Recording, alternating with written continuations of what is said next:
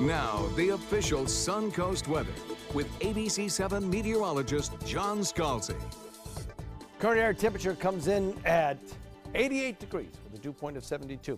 A little bit of fair weather cloudiness out there, but a lot of sunshine as well. Plenty of sunshine around. Southeast wind comes in at about 9. That southeast wind will continue on through the early afternoon. Then the sea breeze will start to kick in, twisting that southeast wind locally around to the southwest.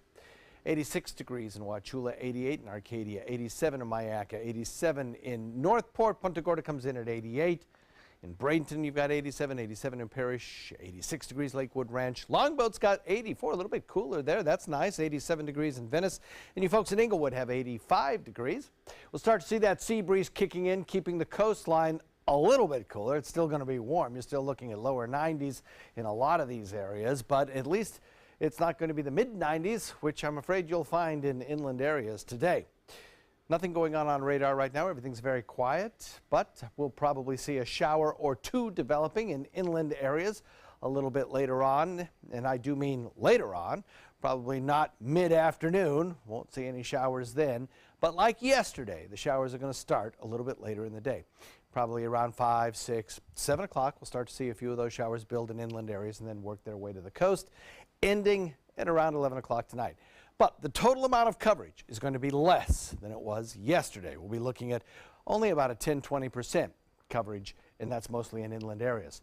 This is, of course, the National Radar Composite, and I've put it through a 12-hour loop. Watch as this cold front advances towards the massive showers that's already in place. Well, this is what's left over of Debbie. You can see the little bit of spin there, kind of giving way to a more linear line of shower. That's kind of redundant, isn't it? To a more linear shower line. And that is being absorbed by the frontal boundary. So this two distinct systems is really becoming one. And as that happens, it's really wringing out the moisture from what is still tropical depression, but is soon to be a post-tropical low. And what we'll probably get is another 4 inches of rainfall today in parts of the Ohio Valley, stretching back into Kentucky and Tennessee particularly, especially in the southern part of the mountain ranges. That's where most of the rain will be falling. That frontal boundary, by the way, as it approaches the deep south, will have an impact on our weather as we head into next week. What we'll see is that front finally make it into the state of Florida, but then stall out, kind of a late season frontal boundary. It'll stall out. It'll bring us a slightly elevated chance of rain showers as we head into next work week. But for today, the rain chance is really kind of minimal, coming in at about, as I said, 10, maybe 20%. But what we're left with, without those cooling rains, of course, are the big 3 H's: heat, humidity, and a little bit of a hazy horizon. Isolated showers late in the day.